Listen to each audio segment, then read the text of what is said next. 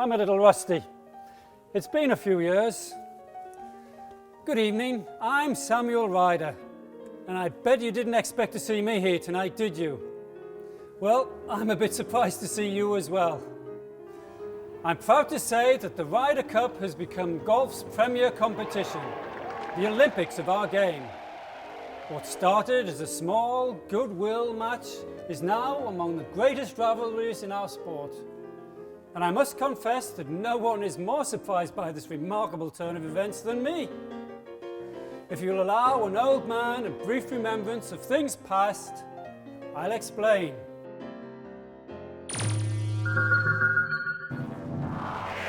I was born in England 150 years ago on the 24th of March, 1858. I worked in my father's nursery business, but made my fortune as an entrepreneur. My big idea was to sell packets of the most popular seeds for as little as a penny apiece. In 1907, my pastor invited me to play my first game of golf. I was 49 years old, but I was like a child in a candy emporium. I loved it. So I hired a local professional to teach me the game. And 6 days a week, rain or shine, he came to work with me. In my day, the golf professional did not enjoy the status he enjoys today. Wages were meagre, the hours long and hard. Fortunately, I was blessed with the means to do something about it. In 1925, I hired the best player in England, Abe Mitchell, as my private professional. I paid him £1,000 a year.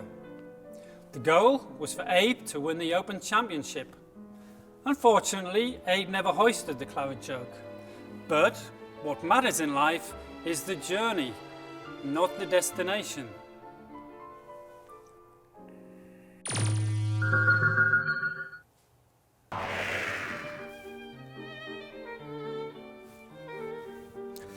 Now, you may wonder why they call this great event the Ryder Cup. Well, it's simple really. I donated the trophy. And in case you're wondering, that's my good friend Abe Mitchell on top of the cup. The first official Ryder Cup was held in 1927 at Worcester Country Club in Massachusetts. An appeal to raise £3,000 to finance the British campaign fell a bit short, so I had to reach into my pocket for the last £500. Even though the Americans, led by the legendary Walter Hagen, defeated our boys 9.5 to 2.5, it was money well spent. 2 years later, the British team rallied for a 7-5 victory at the Moortown Golf Club in Leeds. I had the honour of presenting the cup to our captain George Duncan, who pummeled Hagen in singles by a margin of 10-8.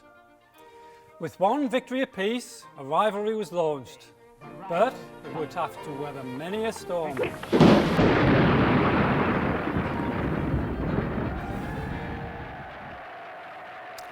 In 1939, the winds of war howled across Europe. The Secretary of the British PGA dispatched a telegraph to their US colleagues saying, I quote, "When we have settled our differences and peace reigns, we will see that our team comes across to remove the Ryder Cup from your safekeeping." World War II lasted for 6 dreadful years. With the Allied victory in 1945, there was a universal yearning for a return to normalcy.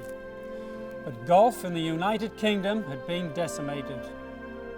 Fortunately for our great game, a fruit merchant from Portland, Oregon, Robert Hudson, was determined to see that the Ryder Cup returned to its rightful place on the sporting calendar.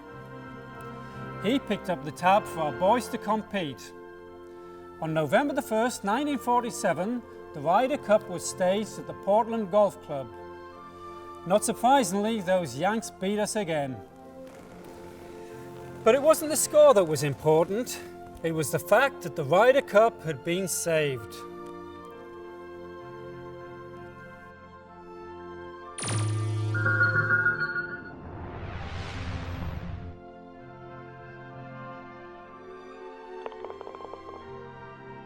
That passed for a fist pump in my day.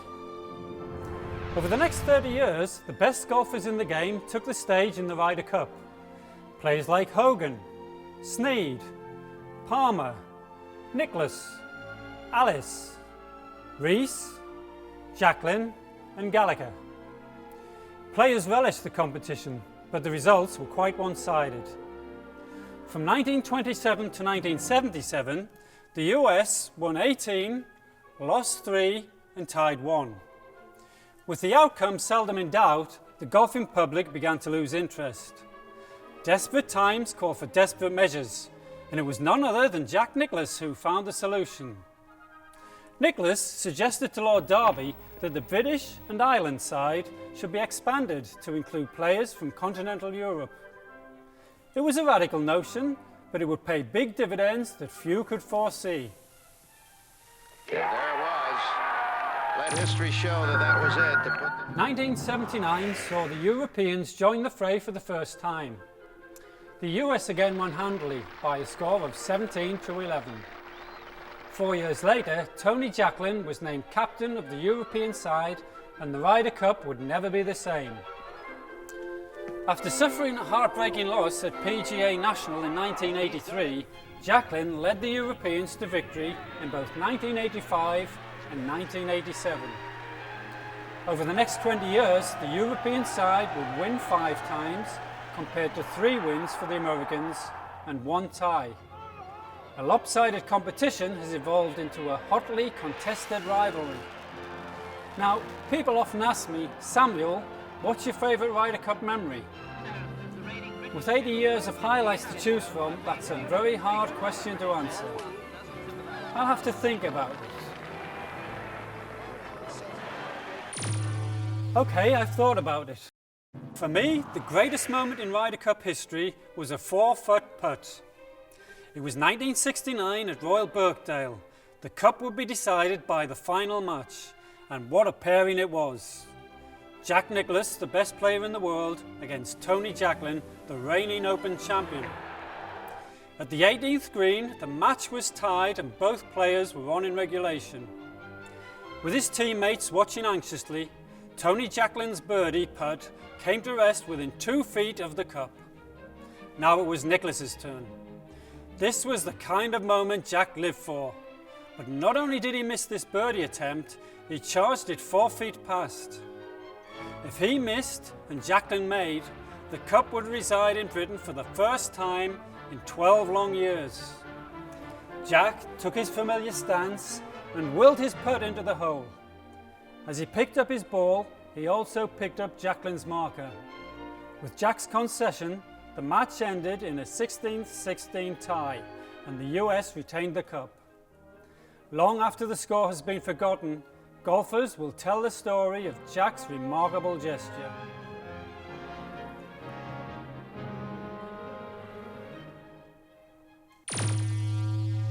So, at the end of the day, what is it that makes the Ryder Cup so special? Why will millions upon millions of sports fans throughout the world be holding their collective breath for the best 3 days in golf? I've come to the conclusion that human beings have a fundamental need to be part of something bigger than ourselves. At the Ryder Cup, victory earns a trophy, not a check. You're playing for history, for the honour of your country, your tour and your team. You're testing yourself under the most extreme pressure. And isn't that what a sportsman lives for? The chance to show what he's made of when it truly matters most.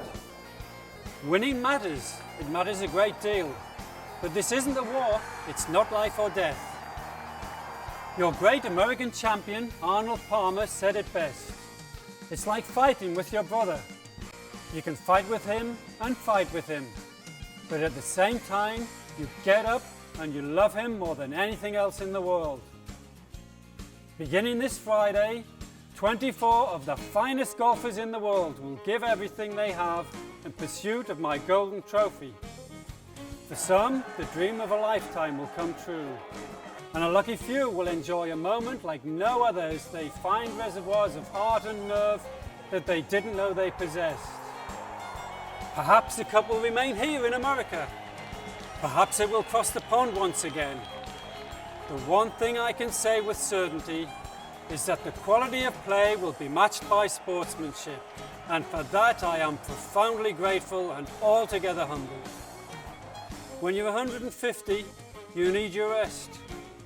But before I go, It is with awe, wonder, and a great deal of pride that I say, ladies and gentlemen, please join me and stand up to welcome the teams of the 2008 Ryder Cup.